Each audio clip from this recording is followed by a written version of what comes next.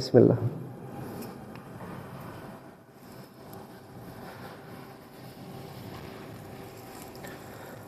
আজকে আমরা ওই স্পিকিং মডিউলেই রিডিং মডিউল, তাই না?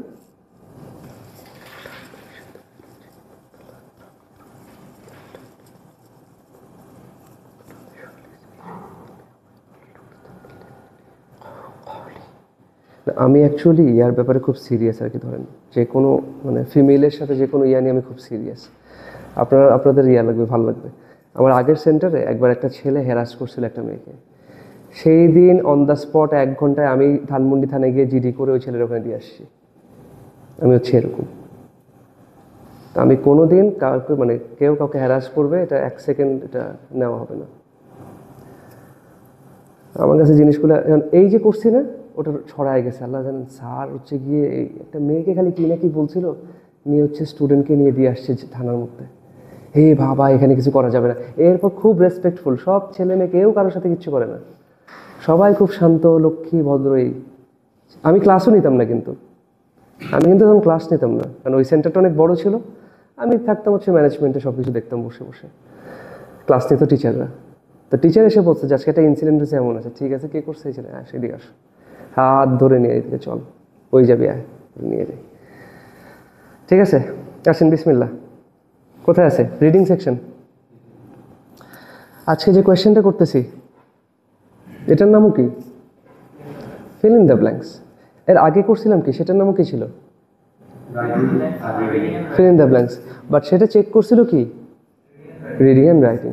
বাট আজকের যে ফিল ইন দ্য ব্ল্যাঙ্কস, সেটা কি চেক করবে? শুধুমাত্র রিডিং। ঠিক আছে, আচ্ছা। কোয়েশ্চেন থাকবে কয়টা? 4 থেকে 5টা কোয়েশ্চেন। কত করে মার্ক থাকবে? শুধু রিডিং মডিউলে। আগেরটা কিসে মার্ক ছিল? Reading, writing. আজকেরটা কিসে মার্ক? শুধু রিডিংয়ে মার্ক। তাহলে টোটাল মার্কস হচ্ছে 15। বাট স্টিল এটা হচ্ছে সেকেন্ড মোস্ট ইম্পর্টেন্ট কোয়েশ্চেন।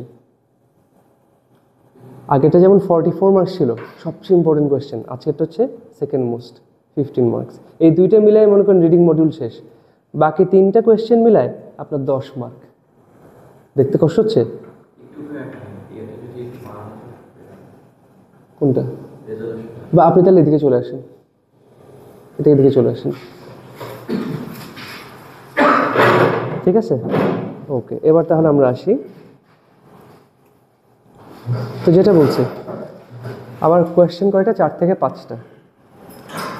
আর এই কোয়েশ্চেনটা মেইনলি আমার কি চেক করে? মেইনলি চেক করে আমার রিডিং স্কিল, আমি কতটা ভালো করে পড়তে পারি, এবং সাথে কি আন্ডারস্ট্যান্ডিং, যে আমি যে জিনিসটা পড়তেছি সেটা আমি কতটা ভালো বুঝতে পারতেছি। তাহলে আমি কত ভালো করে একটা রিডিং টেক্সট পড়তে পারি এবং সেটা বুঝতে পারি। বুঝে বুঝে পড়া সবচেয়ে ইম্পর্টেন্ট জিনিস, আন্ডারস্ট্যান্ডিং এবং রিডিং। ঠিক আছে, আচ্ছা। কোয়েশ্চেন ফরম্যাটটা কি? কোয়েশ্চেন ফরম্যাটটা কি বোঝার জন্য আমি আপনাদেরকে একেবারে কি করি, আমাদের যে পিটি ইয়াটা আছে না, প্র্যাকটিস সফটওয়্যার আছে না, ওটা দিয়ে দিই। তাহলে হচ্ছে একেবারে 1 সেকেন্ডে ক্লিয়ার।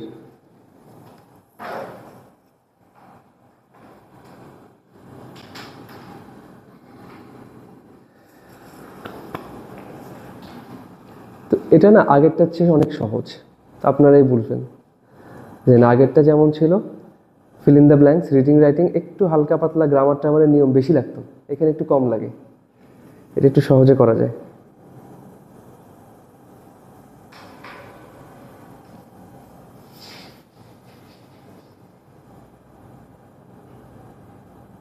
এই যে দেখেন, reading, fill in the blanks, দেখতে পাচ্ছেন? আচ্ছা, তো একটা ইনস্ট্রাকশন আছে, in the text below some words are missing. এই যে একটা ছোট্ট একটা প্যারাগ্রাফ আছে না, অথবা ছোট্ট একটা প্যাসেজ, তার মানে আমাকে কি দিবে? খুব ছোট্ট শর্ট একটা প্যাসেজ বা প্যারাগ্রাফ দিবে। তার মাঝখানে কি থাকবে? গ্যাপ থাকবে। সেই গ্যাপগুলো আমাকে অ্যান্সার করতে হবে। অ্যান্সারগুলো কই দেওয়া থাকবে? নিচে দেখছেন একটা বক্স আছে, এই বক্সে সবগুলো অ্যান্সার দেওয়া থাকবে। এখান থেকে যে কোয়েশ্চেনের যে অ্যান্সারটা সবচেয়ে ভালো, বেস্ট অ্যান্সার, সেটা আমি নিয়ে একটা জিনিস শুনছেন, drag and drop. Drag and drop কি জিনিস আমি দেখাচ্ছি। কথার কথা আমি পড়তেছি এটা এটা এটা এটা, আচ্ছা এইখানে আমার মনে হচ্ছে এই অ্যান্সারটা বসবে। আমি এটাকে দেখেন ধরছি ক্লিক করে, এই যে ড্র্যাগ করতেছি, ড্র্যাগ করা মানে টেনে আনা, আর ড্রপ করব কোথায়, হ্যাঁ গেছে আবার, এই যে বসাই দিছি, এটাকে বলে ড্র্যাগ অ্যান্ড ড্রপ। আচ্ছা এখন হইতে পারে না যে প্রথমটা অ্যান্সার করছি, বাট মনে হচ্ছে যে না এটার চেয়ে মনে হয় ওইটা ভালো আনসার, তাহলে কি করব? তাহলে আবার রিভার্স ড্র্যাগ অ্যান্ড ড্রপ, এটারে নিয়ে এখানে ফালাবো, এটাকে নিয়ে বসাই দিব, শেষ। এক্সামের সময় এক্স্যাক্টলি এভাবে আমি অ্যান্সার করব। এভাবে যতগুলো গ্যাপ আছে 4 থেকে 5টা করে গ্যাপ থাকবে এটাতে। সময় কিন্তু এটা খেয়াল করবেন, রিডিং টেস্টে আমাকে একবারে 30 মিনিট দিয়ে দিবে আমার উপর। আমি যদি একটা কোয়েশ্চেনের সময় বেশি নিয়ে ফেলি তাহলে কিন্তু পরেরটার সময় কম পাবো। তো কিন্তু একটা জিনিস মনে রাখবেন যে আমার সবচেয়ে ভিআইপি কোয়েশ্চেন কি কি, গতকাল যেটা করছি fill in the blanks, reading writing, আর হচ্ছে এটা। তাহলে এটাতে আমি একটু সময় বেশিই নিব। আমরা বলি 2 থেকে 3 মিনিট, আপনি 3 মিনিটই নেন, বাট ভালো মতো এক একটা কোয়েশ্চেন আর কি। এই যে পুরো যে ইয়াটা আছে না, 4টা কোয়েশ্চেন এখানে, এটার জন্য আপনি 3 মিনিট নেন, বাট বুঝে শুনে সুন্দর মতন করেন। কারণ বাকি যে 3টা কোয়েশ্চেন আছে ওগুলো অ্যান্সার না করলেও চলে, 3টা মিলে আপনার 10 মার্ক, আর এই 2টা মিলে হয়েছে আপনার 44 আর 15 কত 59। তো ভাই তো ভিআইপি কোয়েশ্চেন, তাই না? এটাতে আমি লাগলে সময় একটু বেশি দিব, বাট কারেক্টলি অ্যান্সার করব। আচ্ছা তাহলে বুঝছেন সিস্টেমটা? আচ্ছা এইবার আমরা আসি তাহলে জিনিসটা, তাহলে আমাদের একটা শর্ট প্যাসেজ থাকে, সেখানে কি থাকে, কিছু গ্যাপ থাকবে। গ্যাপগুলো আমি অ্যান্সার করব কিভাবে? ফার্স্টে গেস করব। আমি তো সেন্টেন্সটা পড়তেছি, তাই না, যে সেন্টেন্সটার অর্থ কি, সেন্টেন্সটার অর্থ পড়ে আমার কাছে কি মনে হচ্ছে যে গ্যাপের অ্যান্সারটা কি হইতে পারে, এটা আমি একটু গেস করব। যে গ্যাপে এই টাইপের একটা অ্যান্সার বসতে পারে, এটা আমি একটু গেস করব। তারপর আমি দেখবো যে ভাই look for an appropriate answer in the box given below, নিচে যে বক্স আছে বক্সের মধ্যে আমার কি কি আছে অ্যান্সার আছে সেটা আমি একটু দেখি, সেখান থেকে কোনটা হইতে পারে। আচ্ছা এখানে তো সব সম্ভাব্য অ্যান্সারগুলো দেওয়া আছে, তাই না, অল পসিবল অ্যান্সার, সেখান থেকে আমি ড্র্যাগ অ্যান্ড ড্রপ করব।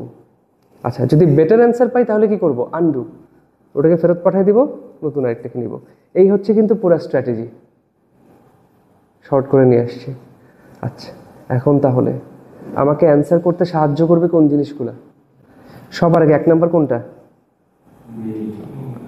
মিনিং অফ ইচ সেন্টেন্স, প্রত্যেকটা সেন্টেন্সের মিনিং। এক একটা সেন্টেন্স আমাকে কি বলতেছে, একটা সেন্টেন্স হয়তো গ্যাপ নাই, বাট সেটার মিনিংটা পরের সেন্টেন্সকে এফেক্ট করবে, ওটার থেকে আমি পরের অ্যান্সারটা বের করতে পারবো। তাহলে প্রত্যেকটা সেন্টেন্সের মিনিং বুঝে বুঝে আমি পড়ব। Guess the idea of the topic, যে টপিকটা আমাকে দিছে সেটার আইডিয়াটা কি হইতে পারে, থিমটা কি হইতে পারে, এই প্যাসেজের মেইন আইডিয়াগুলো কি হইতে পারে। গেস করলে অটোমেটিক্যালি অ্যান্সার এখান থেকে বের করা যায়।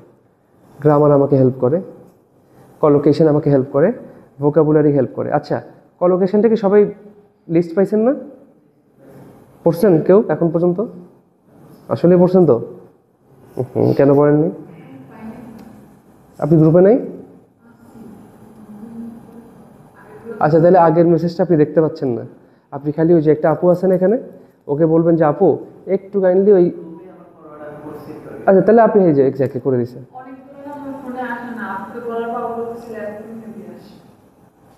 না এইটা তো আসার কথা, এটা তো আসবে। আপনাদের গ্রুপের নাম কি? পিটি অফলাইন, এই যে হ্যাঁ রবিউল হক, আপনি হ্যাঁ দিছেন তো, দিছেন। আপনার নাম কি? আচ্ছা আপনি আছেন তো, বা আর কে কে পান না এখন পর্যন্ত? দেখেন পিটি ফার্স্ট অফলাইনে এমনিও রিসোর্স দিছে, আবার হচ্ছে উনিও শেয়ার করে দিছে, লাগলে আমি আরেকবার পাঠাই, সব ফরওয়ার্ড করে দিচ্ছি। হ্যাঁ মানে কোনো কিছু না পাইলে আমাকে বলবেন। এটা হয়, যারা পরে অ্যাড হয় তারা আগের মেসেজগুলো দেখতে পায় না, আমি আবার ফরওয়ার্ড করে দিচ্ছি, ঠিক আছে।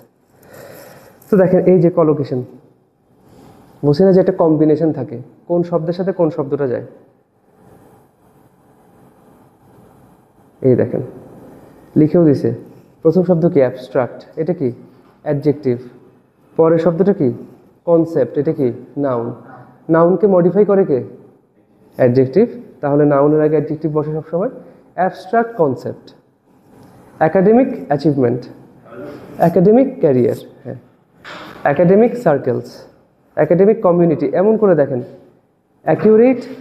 Accurate description, accurate information, accurate measurement. এবার ভার্বের সাথে কিভাবে আসে? Achieve a goal, achieve an objective, achieve an outcome. আচ্ছা, acquire knowledge, active involvement, active participation. এই যে সুন্দর করে কম্বিনেশন মিলাই মিলাই খালি পড়বেন। এটার কাজ কি? ডেইলি আপনি দেখেন কত পৃষ্ঠা আছে এখানে। আচ্ছা, যাই আছে, আপনি ধরেন ডেইলি আপনি এখান থেকে 10 পৃষ্ঠা করে এমনি খালি রিডিং পড়বেন। বাসায় বসে থাকেন না, ফেসবুকে স্ট্যাটাস পড়েন না, বন্ধু কি লিখছে, বান্ধবী কি লিখছে, বান্ধবীটি লিখছে খুব ভালো লাগছে, তো একটু পড়ে নিই না, এই সেমভাবে পড়ে নিই। পিয়ারসন হচ্ছে আপনাদের বন্ধু, পিয়ারসন এটা লিখছে সুন্দর করে, জাস্ট মিলাই তার মধ্যে দেখবেন অনেকগুলো আপনারা আগের থেকে জানতেন, রিভাইজ হয়ে যাবে। এইটাই আপনাকে হেল্প করবে প্রচুর। আজকে যে কোয়েশ্চেনটা, এটা মেনলি কলোকেশন বেসড। আচ্ছা, ঠিক আছে, আসেন পরেরটা। আপনাদেরকে কিন্তু লিঙ্কিং ওয়ার্ডসও দেওয়া হয়েছে, দেখাইছিলাম আমি কীভাবে পড়বেন। আচ্ছা, ভোকাবুলারি কেমনে পড়বেন সেটা একটা দিছি, সেটা একটা গাইডলাইন দিছি। এই লিঙ্কিং ওয়ার্ডস, স্পিকিং এবং রাইটিংয়ের জন্য যখন আমরা ইনশাআল্লাহ স্পিকিং মডিউল করব, রাইটিং মডিউল করব আবার, তখন আসবে এগুলো। এই যে ফার্দার মোর, আরও বাড়াচ্ছি, additionally, in addition to, not only but also moreover. Serial যখন করি list, firstly, secondly, thirdly, fourthly, finally, lastly, for instance, for example, to side, এরকম যতগুলো আছে সব হচ্ছে এখানে দেওয়া আছে। সুন্দর করে পড়ে নেবেন সবাই, ঠিক আছে? ওকে, কলোকেশন খুব ইম্পর্টেন্ট, আর তার সাথে ভোকাবুলারি। আমি যদি ওয়ার্ডের মিনিং বুঝি, তাহলে সেন্টেন্সের মিনিং বোঝা সহজ হবে আমার জন্য। ঠিক আছে, তাহলে এখন সবাই খাতা কলম নেন। আজকে আমরা প্রথম ইয়েটা করি, কেনিয়ান থেকে প্রথম কোয়েশ্চেনটা সলভ করি। আপনারা বলবেন সবাই, আপনারা মোটামুটি ওস্তাদ লেভেলে চলে গেছেন, আমার থেকে অনেক কিছু আপনারা বেশি জানেন।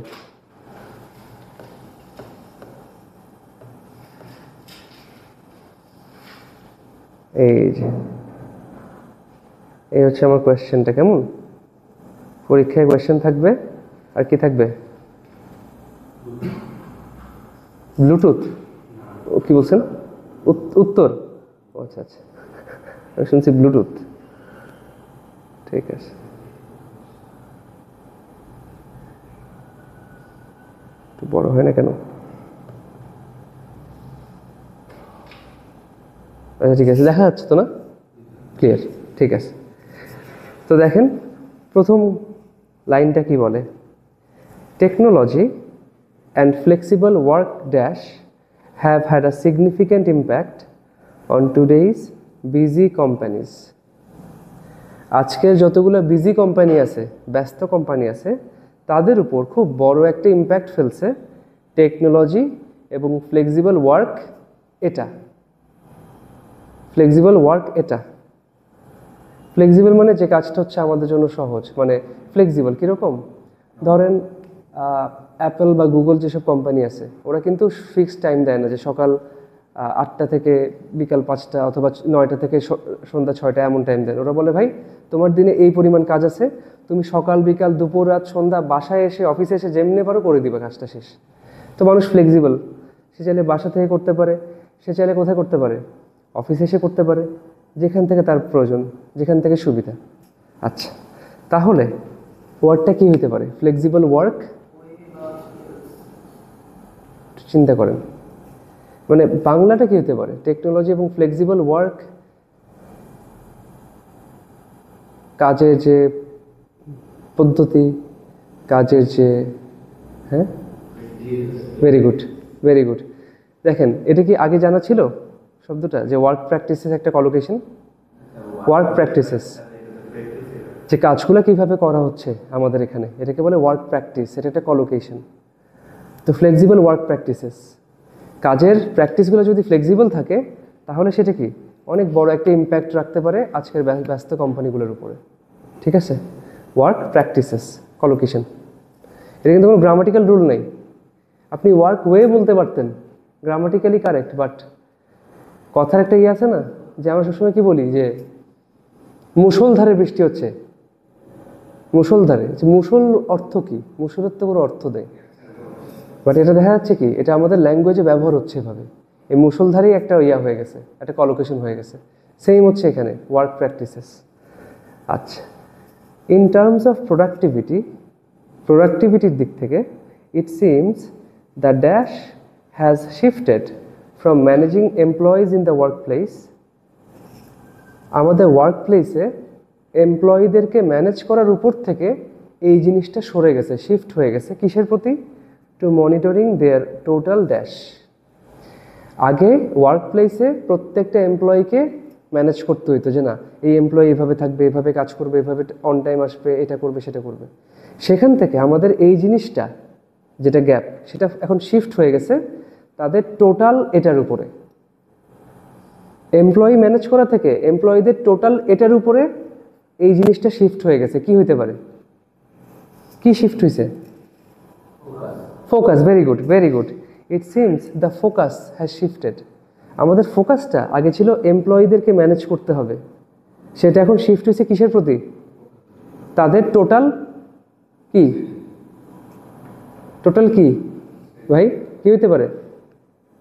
এমপ্লয়ীদের টোটাল কি?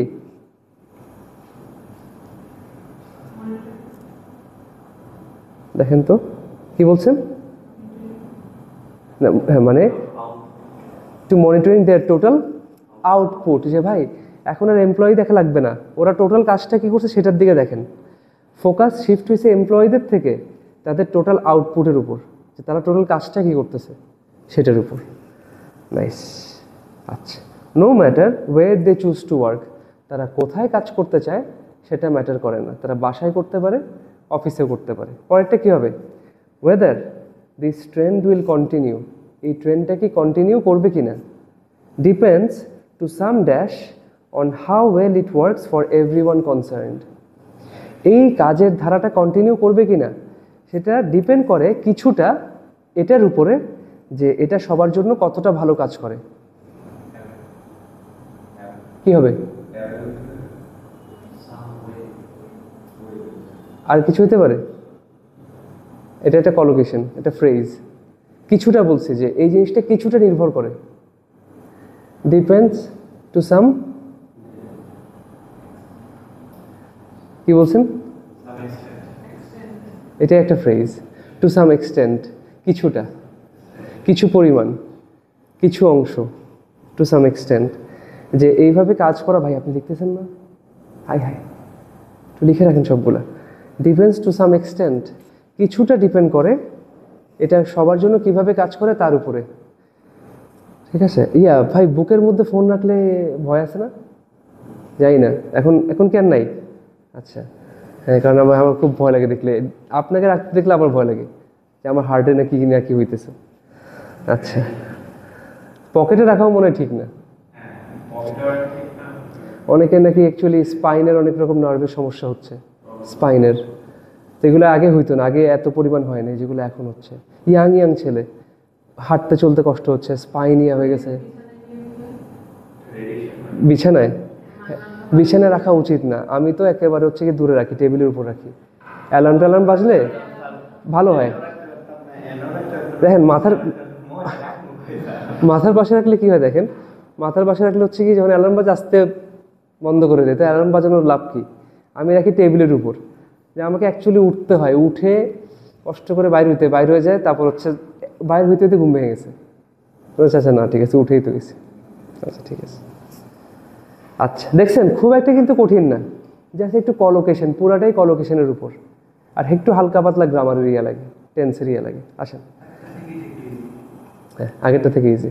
সেকেন্ডটা করেন, এটা করতে কম সময় লাগে, এটা করতে আসলে 2 মিনিটই লাগে, এর বেশি লাগে না। Elephants have a very dash communication system. এলিফ্যান্টদের খুব এমন একটা কমিউনিকেশন সিস্টেম আছে which helps them maintain their close dash bonds, যেটা তাদেরকে হেল্প করে তাদের ক্লোজ এই বন্ডগুলো মেনটেন করতে। দেখেন নিচে অপশন আছে, ফ্যামিলি বন্ডস, ভেরি গুড। একটা একটা দিয়ে দিছে, তাদের family bonds, close family bonds maintain করতে হেল্প করে। তাহলে একটা পেয়ে গেছি, ক্লোজ ফ্যামিলি বন্ডস। প্রথমটা কি হবে? কেমন কমিউনিকেশন সিস্টেম? না, দেখেন কমিউনিকেশন সিস্টেম হচ্ছে একটা নাউন, এটার জন্য কি লাগবে? একটা অ্যাডজেক্টিভ লাগবে। নাউনকে মডিফাই করে কে? অ্যাডজেক্টিভ। আচ্ছা, কেমন কমিউনিকেশন সিস্টেম দেখেন তো? সাউন্ডস তো নাউন, নাউন তো নাউনকে মডিফাই করবে না। হ্যাঁ, আচ্ছা ঠিক আছে। কমপ্লেক্স, ধরেন কথার কথা আছে কমপ্লেক্সটা শুরুতে বুঝতে পারি নাই, তাহলে আমি কি করব? কেউ যদি শুরু বলছি না যে ফার্স্ট, আপনি ছিলেন না, কেউ যদি প্রথম লাইনে টপিকটাকে আইডেন্টিফাই করতে না পারে, আগে নিচেরগুলো শেষ করে আসেন। নিচেরগুলো শেষ করে ওটা পুরো প্যারাটা পড়লে আপনি বুঝবেন যে ভাই তাহলে টপিকটা কী ছিল। আসেন নিচেরটা পড়ি এবার। When they are near each other, তারা যখন একে অপরের কাছাকাছি থাকে, they use verbal and visual signs. Verbal মানে হচ্ছে মৌখিক, মানে মুখে আওয়াজ করে। ভিজুয়াল সাইন্স মানে হচ্ছে ইশারা ইঙ্গিত, এটা দেখায়, কান নাড়ায়, সুর নাড়ায়, এভাবে হচ্ছে কমিউনিকেট করে। আচ্ছা, যখন কাছাকাছি থাকে তারা ভার্বাল এবং ভিজুয়াল সাইন্স ব্যবহার করে two express a wide dash of emotions. Ranging কি ওয়াইড ড্যাশ অফ ইমোশনস? কোনটা? Variety, exactly, wide variety of emotions. বাংলায় চিন্তা করবেন সবসময় মিনিংটা। তারা যখন কাছাকাছি থাকে তারা অনেক রকমের ইমোশন এক্সপ্রেস করে, অনেক রকমের। আমরা বলি না এই কী কী ভ্যারাইটি আছে আপনার কাছে, এত কম, আর কিছু নাই, ওই দোকানে তো অনেক কিছু আছে। ভ্যারাইটি মানে হচ্ছে অনেক রকমের, বৈচিত্র্য। তারা অনেক রকম বৈচিত্র্যময় ইমোশন এক্সপ্রেস করতে পারে, to express a wide variety of emotions. আচ্ছা, as they move further, distant to adjective, মানে ডিস্টেন্ট মানেও দূর, ফার্দার মানেও দূর না, রেঞ্জ মানেও দূর। অ্যাপার্ট মানে হচ্ছে একে অপর থেকে দূরে সরে যাচ্ছে। As they move farther apart, যত তারা একে অপর থেকে দূরে সরে যায়। আগে তো কাছে থাকলে কি করতো? ভার্বাল এবং ভিজুয়াল সাইন্স দিয়ে অনেক রকম ইমোশন এক্সপ্রেস করতো। আর যখন তারা দূরে সরে যায়, as they move farther apart, they use less common, তারা নর্মালের চেয়ে একটু আনকমন, রাম্বলিং মানে গর্জন করার মতন, dash that can be hard over 2 kilometres away, যেটা 2 কিলোমিটার দূর থেকে শোনা যায় এমন কিছু রাম্বলিং, এটা ইউজ করতো কি? সাউন্ডস। রাম্বলিং, গর্জন করতেছে, সাউন্ডস। আচ্ছা, এখন দেখেন কাছে থাকলে ভার্বাল, ভিজুয়াল অনেক ভ্যারাইটি অফ ইমোশনস এক্সপ্রেস করে, দূরে গেলে রাম্বলিং সাউন্ড করে। তাহলে কমিউনিকেশন সিস্টেমটা কি সিম্পল? এভাবে আসেন, কমিউনিকেশন সিস্টেমটা কমপ্লেক্স। ক্লিয়ার? বুঝছেন? এবার তাহলে সহজগুলো আপনারা করেন, আসেন শুরু করেন আপনারা। ভাই প্রথম লাইনটা পড়েন। People are naturally concerned about the polluting, pollution শুনছি না? পলিউটিং,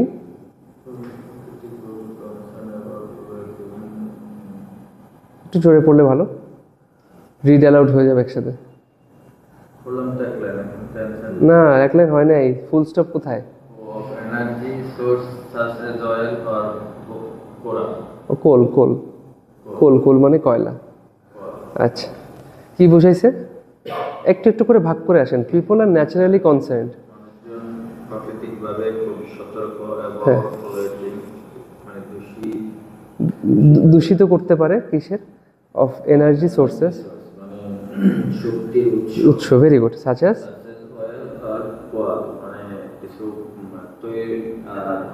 কয়লার যেসব পলিউটিং এটা আছে, কি হইতে পারে বলেন তো? তেল আর কয়লার যেসব, অয়েল আর কোলের পলিউটিং কি? যখন দূষণ হয় আমাদের উপর কি পড়ে? মিনিংটা বোঝার চেষ্টা করি। যখন পলিউশন হয় আমাদের উপর ইফেক্টস হয়, ইফেক্টস পড়ে, প্রভাব পড়ে। আচ্ছা, তাহলে about the polluting effects of energy sources. আচ্ছা, সেকেন্ড লাইন। তাহলে কি উইন্ড ফার্মই আমাদের একটা প্রশ্ন করছে? আর উইন্ড ফার্ম দি কি? কোল আর অয়েল অবস্থা খারাপ, তাহলে উইন্ড ফার্মই কি আমাদের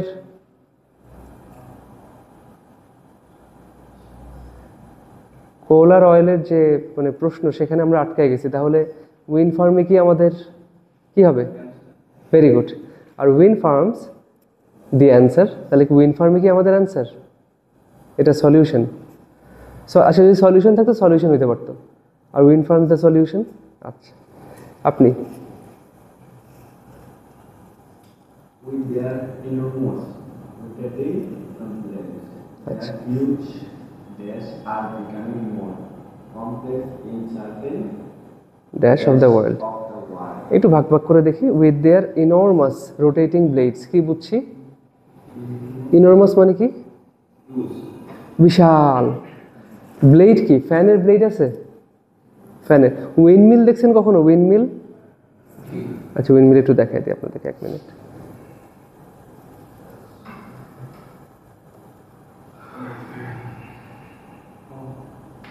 এই যে দেখছেন, আবার কিছু আছে একটু সুন্দর, এগুলো তো পুরান ছিল, এখনকার এগুলো একটু স্মার্ট, দেখতে সুন্দর, শাওমির মতন দেখা যায়।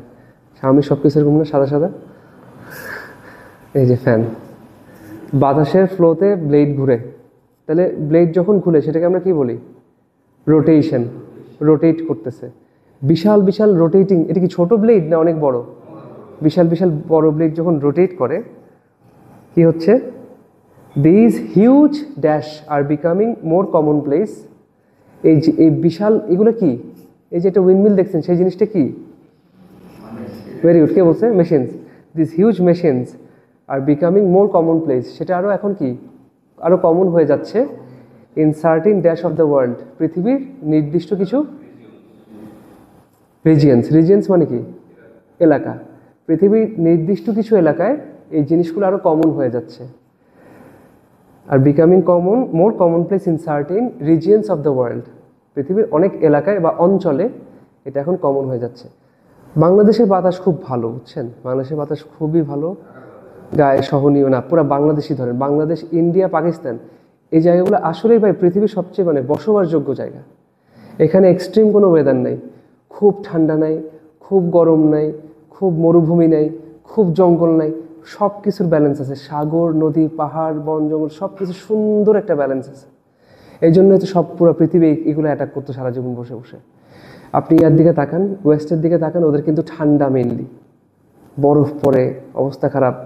আপনি ইউরোপের দিকে তাকান, ইউরোপ পাথর, ওদের মাটি নাই, ওরা ঘাস খুললে নিচে পাথর, পাথর কেটে কেটে ভিতর থেকে মাটি বের করে তারপর গাছ মানে রোপণ করতে অনেক কষ্ট ইউরোপের জায়গাগুলো। আপনি এই আরবের দিকে তাকান, সব মরুভূমি, এগুলো সব এক্সট্রিম জায়গা। আমাদের জায়গা খুব সুন্দর, এখানে আমরা কিছুই দেখিনি আসলে, সত্যি কথা ভাই। বাতাস যে কি বাতাস আমাদের এখানে, মানে বাতাসের জন্য বৈশিষ্ট্য, বাতাস আসবে গায়ে কত ভালো লাগে। বাতাস যখন ইংল্যান্ডে উড়ায় নিয়ে যায়, আপনাকে উড়ায় নিয়ে যায়। আমি এটা দেখি আমার আছে কিনা ভিডিও, মানে বাতাস যে মানে আমি এটা ওই যে এটা সেলফি স্টিক না, আমার একটা মানে একটা মনোপট ছিল মানে ছবি ভিডিও করার জন্য, ওটা স্ট্রং যথেষ্ট। আমার মনোপট ভাঙ্গে উল্টার দিকে মানে উল্টা দিকে নিয়ে আসছে, এত বাতাস। এই আয়ারল্যান্ডে যখন গেছি, ওই আটলান্টিক ওশান, ওটার পাশে একটা খুব সুন্দর জায়গা আছে, ওখানে আমরা ঘুরতে গেছি। এমন বাতাস, পড়েই যাই এরকম, মানে একটু নিজেকে ছেড়ে দিলেই আমি পড়ে যাই, ধরে ধরে শক্ত করে হাঁটতে হয়। ডেঞ্জারাস জায়গা, ডেঞ্জারাস জায়গা। বাতাসের আওয়াজ আমি একটু শোনাইতে পারলে ভালো হয়, দেখি। হেভি ডেঞ্জারাস জায়গা, বাপরে।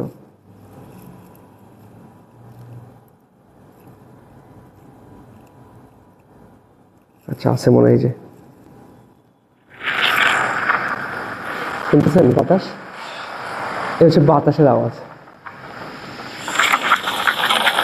আচ্ছা ভিডিওর ব্রাইটনেস কম ছিল। এই যে এই হচ্ছে বাতাস। আমার এটা খালি ক্যামেরা, আমি খালি ভয় আছে। আমি একদম কিনারায় দাঁড়ায় করতেছি তো পাহাড়ে, আমি হাই হাই কোন সময় নাই জায়গা, ক্যামেরা মানে খুঁজে দিবে কি আমাকে সাগর থেকে। ডেঞ্জারাস জায়গা ছিল। তো ওইখানকার বাতাস হচ্ছে, ওইখানকার উইন্ডমিল এই জন্য কাজ করে। ওখানে উইন্ডমিল বসায় লাভ আছে, আমাদের দেশে উইন্ডমিল বসায় লাভ আছে? অনেক সময় আমি শুনছি ওই যে 2-4 বছর আগে বসে উইন্ডমিল বসাইতে, ফাইজলামি বসে বসে, ফাইজলাম। কক্সবাজারেও তো কোনো বাতাস নেই। এই যে বাতাস আপনার, যখন জলোচ্ছ্বাস, যখন ঝড় তুফান, ওটা হয় বছরের মধ্যে 1-2 বার। সেটার বাতাস দিয়ে আমি আর কতটুকু ইলেকট্রিসিটি পাবো? এখানে ডেইলি বাতাস, নর্মাল ওয়েদার হচ্ছে এইটা। এইখানে যে বাতাস, এটা সেকেন্ডে সেকেন্ডে ওরা ব্লেড ঘুরতেছে মনে হয় যে এই ফ্যানের মতন। আমি একটা আকাম করছিলাম, পাহাড় থেকে এরকম একটা জায়গা আছে, আমি না খুব ভালো লাগছে, আমার সিনেমার মতন। আমি দৌড়ায় একটু নামি, দৌড়ায় নামতে গেলে যে আমি আর কন্ট্রোল করতে পারি না এটা আমার খেয়াল নাই। দৌড় শুরু করছি, এবার না, এবার বডি অটো হয়ে গেছে, এবার খালি যাইতেছে সামনে। কয়েকটা পোল্ট্রি খাইছি, আমি পড়ছি দাম ধুম পোল্ট্রি মোল্ট্রি খায়, তারপর যায় মানে এমনি পরে থামছি যে এটা ঠিক হয় নাই আমার। পাহাড় থেকে কখনো পরে শিক্ষা হয়েছে যে না, পাহাড় থেকে নামার সময় কখনো দৌড়ানো যাবে না। দৌড়াইলে এটা অটোমেটিক্যালি এমনিই তো নিচের দিকে, আরও আমার বডি ফোর্সে ওটা আর মানে ডাবল স্পিড হয়ে আর কিছু 10-20 নাই, দেখি পা কোন দিকে যায়, মাথা যায় কোন দিকে। পোল্ট্রি 4-5টা খায়, তারপর ঠান্ডা হয়েছে। আচ্ছা ঠিক আছে, তারপর বাসায় ফোন দিছি ওখান থেকে, আমার ওয়াইফকে দেখাইছি, দেখো কোথায় আছে। তাহলে এটা কি জায়গা, এত সুন্দর জায়গা। আচ্ছা, আপনারাও যাবেন ইনশাল্লাহ। অস্ট্রেলিয়াতে আছে, ইউকেতে আছে সুন্দর জায়গা, আমেরিকাতে আছে সুন্দর জায়গা, কানাডাতে নেই। কানাডা খালি বরফ, খালি সাদা সাদা বরফ দেখবেন, অ্যাশ কালারের বরফ দেখবেন, কালো বরফ দেখবেন, খালি বরফের বিভিন্ন ভ্যারাইটি দেখবেন কানাডাতে। কানাডা দেখার মতন কিছু নেই। আচ্ছা, কোনটা করছি? আচ্ছা, বাকি ছিল না? হ্যাঁ, কিছু একটা প্রশ্ন করছেন? আচ্ছা ঠিক আছে। ইয়েট ফর সাম পিপল, তারপরও কিছু মানুষের জন্য, they are an unwelcome dash of the landscape. মানে এই উইন্ডমিল এত ভালো, সেটার পলিউশন নাই, সেটা আমাদেরকে প্রচুর পরিমাণ পাওয়ার দেয়, দেয়, সেই দেয়, কিন্তু কিছু মানুষের জন্য ল্যান্ডস্কেপ হচ্ছে একটা দৃশ্য, সিনসিনারি। সেখানে ধরেন একটা খুব সুন্দর বিল্ডিং আছে, ভাল লাগছে, একটা সুন্দর মাঠ আছে, ভাল লাগছে, সাগর আছে, ভাল লাগছে, হঠাৎ মাঝখান দিয়ে একটা পিলার, এরকম উইন্ডমিল, তার মধ্যে একটা পাখা ঘুরতেছে এমনি এমনি এমনি, এটা আমার কাছে দেখতে ভাল লাগতেছে না। বাকি সব কিছু আমার কাছে ওয়েলকাম, বাট ল্যান্ডস্কেপের এই জিনিসটা, এই বৈশিষ্ট্য আমার কাছে আনওয়েলকাম। কি হবে? ফিচার। ল্যান্ডস্কেপে যতগুলো ফিচার আছে সবগুলো আমার ভাল লাগতেছে, বাট এই ফিচারটা কি? আনওয়েলকাম। তাহলে yet for some people they are an unwelcome feature of the landscape. ঠিক আছে, এবার 4 নম্বরটা। আচ্ছা, একটা জিনিস দেখেন, প্রফেশনাল অ্যাস্ট্রোনমার্স। অ্যাস্ট্রোনমি কি জিনিস? জ্যোতির্বিদ্যা। স্টার্স, প্ল্যানেটস, এই যে স্পেস, সান, মুন, এই সব মিলে হচ্ছে আমাদের অ্যাস্ট্রোনমি, এটার যে পড়াশোনাটা। আচ্ছা, এটা কে পড়বেন? আপনি পড়ছিলেন না? আপনি একটু বলেন, প্রথম লাইনটা বলেন।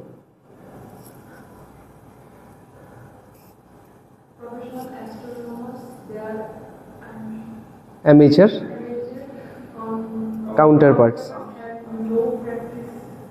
particular interest,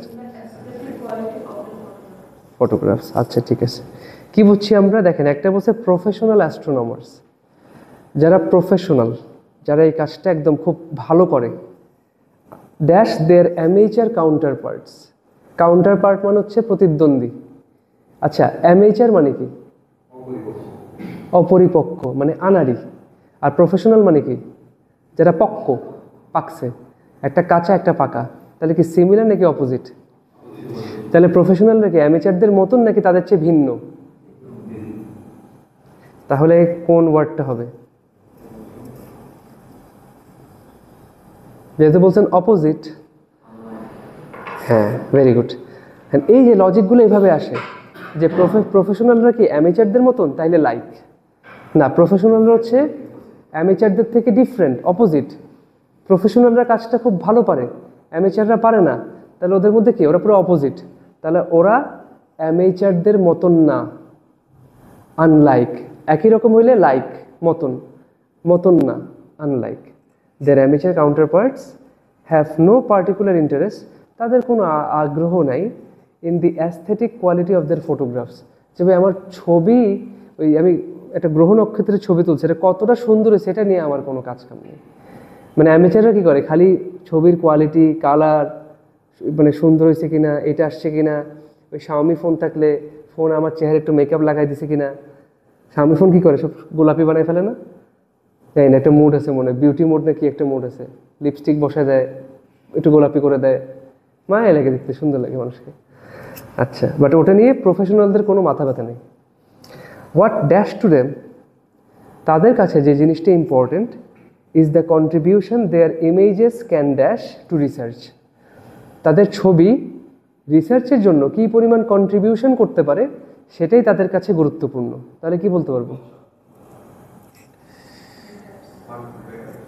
হ্যাঁ, matters. What matters to them, তাদের কাছে যেটা ম্যাটার করে। কনসার্নের পর টু বসে না ভাইয়া, হোয়াট কনসার্নস দেম হইতো, বাট ম্যাটারের পর টু বসে। It matters to me, what matters to them, তাদের কাছে যে জিনিসটা ম্যাটার করে সেটা কি? Is the contribution their images can used to করতে পারে। ইমেজ কি ধরনের কন্ট্রিবিউশন করতে পারে? Make. The contribution their images can make to research, রিসার্চের জন্য তাদের এই যে ছবিগুলা কি কন্ট্রিবিউশন করতে পারে এটাই তাদের কাছে মুখ্য। And to the dash of data scientists, data সায়েন্টিস্টদের এই জিনিসটাতে জন্য, in their field dash for research purposes, data সায়েন্টিস্টদের এই জিনিসটার জন্য কি কন্ট্রিবিউশন করতেছে? In their field dash for research purposes. Very good, লাস্টটা ইউজ, হ্যাঁ ফিল্ড ইউজ। আচ্ছা ভালো কথা, যারা ডেটা সায়েন্টিস্ট তারা কি করে? ডেটা কি করে? তাহলে আগে কি কালেকশন করবে না ব্যবহার করবে? আগে কালেকশন। তাহলে to the dash of data scientist কি? টু দ্য কালেকশন, ডেটা সায়েন্টিস্টরা কালেক্ট করবে। Collection of data scientist in their field use for research purposes. Data সায়েন্টিস্টরা আগে কালেকশন করবে, তারপর তাদের ফিল্ডে ব্যবহার করবে। শেষ, আপনাদের টেস্ট শেষ। এটা তাহলে খুব কঠিন এটা না, সহজ। ওই একটাই একটু হালকা ইয়া ছিল যেখানে গ্রামারের একটু বেশি ইয়া ছিল, বাট এগুলো কি? এগুলো জাস্ট দেখবেন লজিক, অর্থ, মিনিং। আমি যদি বুঝি ডেটা সায়েন্টিস্ট কী করবে, আগে কালেকশন করবে তারপর ব্যবহার করবে, নাকি আগে ব্যবহার করে তারপর কালেকশন করবে? না, ইউজ করতে হলে আগে তো কালেক্ট করতে হবে। এই যে সেন্সগুলো বুঝেন, মিনিংগুলো বুঝেন, দেখবেন অটোমেটিক্যালি অ্যান্সার বেরোয় আসতেছে। তাহলে এটা হচ্ছে আমাদের feel in the blanks, reading, reading মডিউলের রিডিং। আরেকটা আছে আবার রিডিং মডিউলের রিডিং রাইটিং, যেটা আমরা আগে করছি। দুইটার জন্যই আমাদের মিনিং খুব ইম্পর্টেন্ট, প্রত্যেকটা সেন্টেন্সের মিনিং, তার সাথে হচ্ছে কলোকেশন, একটু ভোকাবুলারি থাকলে ভালো হয়, একটু হচ্ছে আমার গ্রামারের ইয়াটা ক্লিয়ার থাকলে ভালো হয়, ব্যাস। ঠিক আছে, তাহলে ইনশাআল্লাহ আমরা সবাই এটা ভালো করে প্র্যাকটিস করে নিব। বই থেকে করব আগে। বইতে একটা টেস্ট আমরা করছি, এরকম আরও 3টা টেস্ট আছে। ম্যাকমিলানে আরও 4টা টেস্ট আছে, 7টা টেস্ট। আপনার এতগুলো করা লাগবে না, আপনি খালি এই বই থেকে আরও 3টা টেস্ট করে ফেলেন, তারপর প্র্যাকটিস সফটওয়্যার থেকে প্র্যাকটিস করেন। এটা এই 2 দিনের মধ্যে ক্লিয়ার করে ফেলেন। তারপর কি করবেন, প্রতি সপ্তাহে নতুন নতুন টপিক আমরা পড়তেছি না, তার সাথে একটা করে টেস্টের একটা কোয়েশ্চেন করবেন, খালি চর্চাটা থাকবে।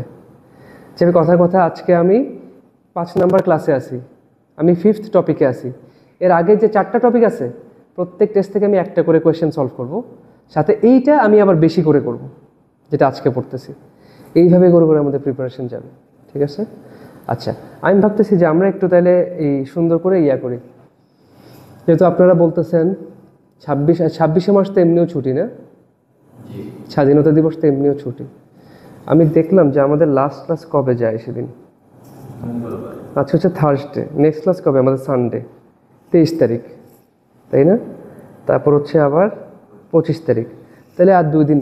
তাহলে আমাদের রিডিং মডিউলটা ফুল কমপ্লিট হয়ে যাবে, রিডিংটা আমাদের ফুল কমপ্লিট হয়ে যাবে।